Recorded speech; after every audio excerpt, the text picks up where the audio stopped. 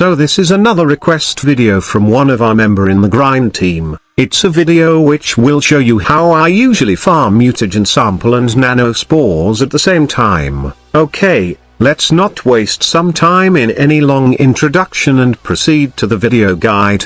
When it comes to farming Nano Spores and Mutagen sample fast and easy, there's only one place that I have in mind, and that is the survival mission on Orokin Derelict. This mission is the best place to farm these resources in my opinion. Just remember that you need a derelict key on this mission which you can buy on the market and craft on your foundry. If you haven't unlocked derelict just yet, then there's another mission that I find good in terms of farming Mutagen sample, and that is Zabala in Neros. It's another survival mission but has tougher enemies. However, even though that there's some bonus loot drop chance on this mission, the Orokin Derelict survival mission is still the top in terms of farming these two resources, and, take note that you can only farm Mutagen sample on Eris.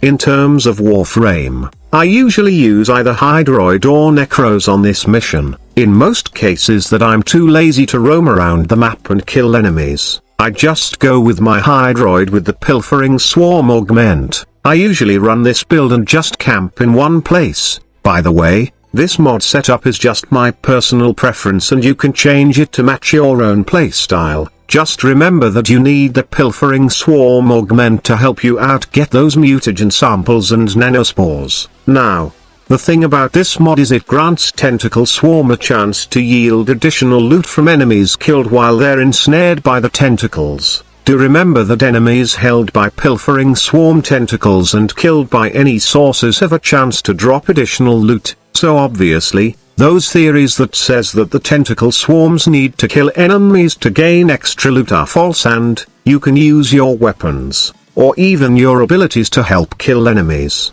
Hydroid is efficient in farming resources in the Orokin Derelict, but in most cases, I usually go with my Necros. It's more fun to farm resources with Necros, and I usually run this build so I can go for a very long time in this mission. This build offers a lot of survivability and tankiness with the help of the Shield of Shadows Augment. It's a pretty good build, and this is usually my all-rounder build whenever I want to farm solo or with a team. Aside from being fun, I find Necro's Desecrate ability more reliable in terms of farming resources, as it's more consistent in terms of dropping loot than Hydroid's Pilfering Swarm. Just remember that you need slash-based weapons to help your Desecrate gain more loot. If you have the Smita Kavat, then I strongly suggest that you take it also in this mission for its buff that grants additional loot. It may not be reliable at some times, but when it procs, it does give decent amount of resources. In most cases, you can get 4 Mutagen samples per enemy and 1500 plus Nano Spores when its charm buffer proc, and you have a resource booster equip.